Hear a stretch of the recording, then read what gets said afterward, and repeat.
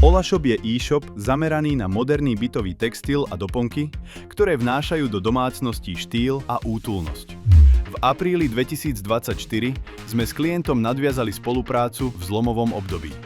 Vplyvom externých faktorov sa firma dostala do finančných problémov a reštrukturalizácie. V tomto bode nebolo cieľom rásť ani budovať značku. Prioritou bolo stabilizovať cashflow a udržať firmu pri živote. Už v roku 2024 sa nám podarilo výrazne zvýšiť efektivitu PPC kampaní pri súčasnom znížení investícií.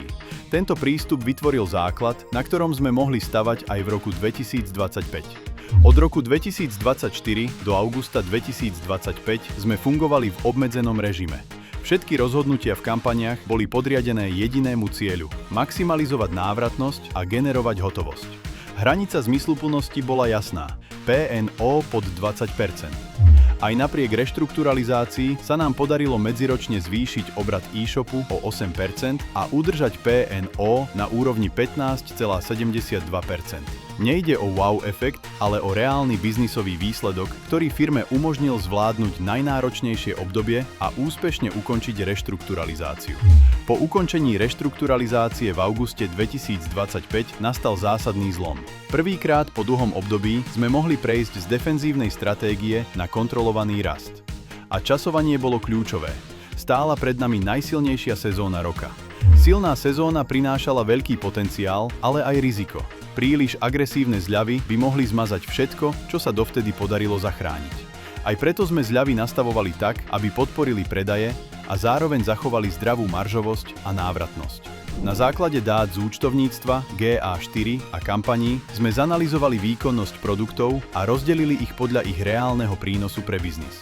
Počas sezóny sme do kampaní zapojili aj UGC videá, ktoré recenzovali produkty, ukazovali ich využitie a vyzdvihovali hlavné benefity e-shopu. Výsledok?